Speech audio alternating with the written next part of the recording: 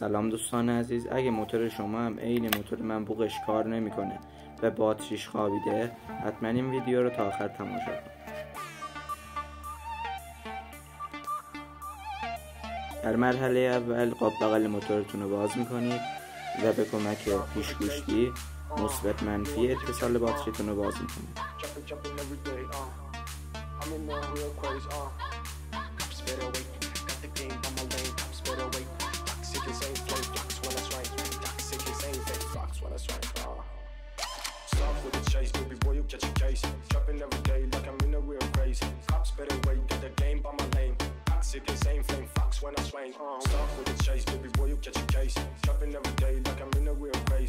حالا به کمک آچار 10 و بوکس 10 پیچ های نگهدارنده باتریتون رو باز میکنید.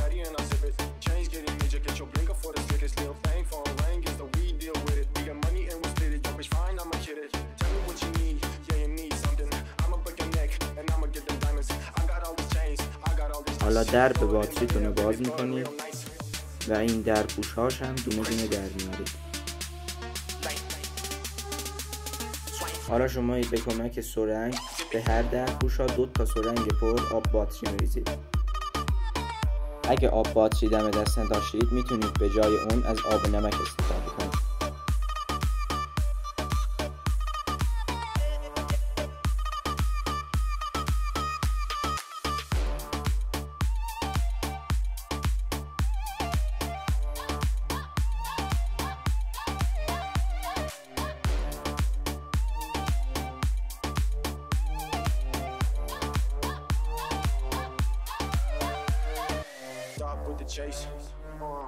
بعد از اینکه کارتون تمام شد، شما به کمک آداپتور 12 ولت 2 آمپر، حالا فرق نمیکنه هر چقدر آمپرش بیشتر باشه سریعتر شارژ میشه. باتریتون در باز حدود 2 الی 3 ساعت میذارید شارژ میشه.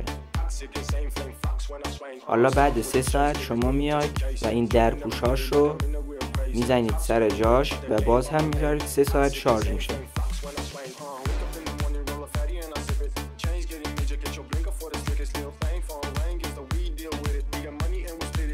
بعد از اینکه کارش تمام شد، شما اتصالات باتری رو باز میکنید و درپوش باتری رو سر جاش میزنید و باتری رو روی موتور میبندید.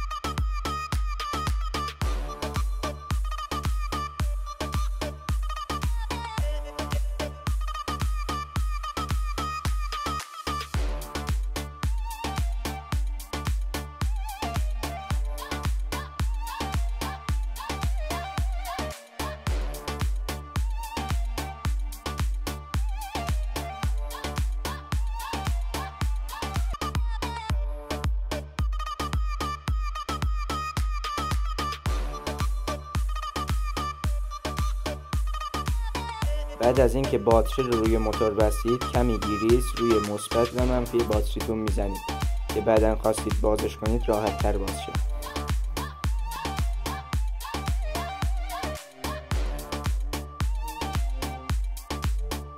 حالا بریم باتری رو تست کنیم.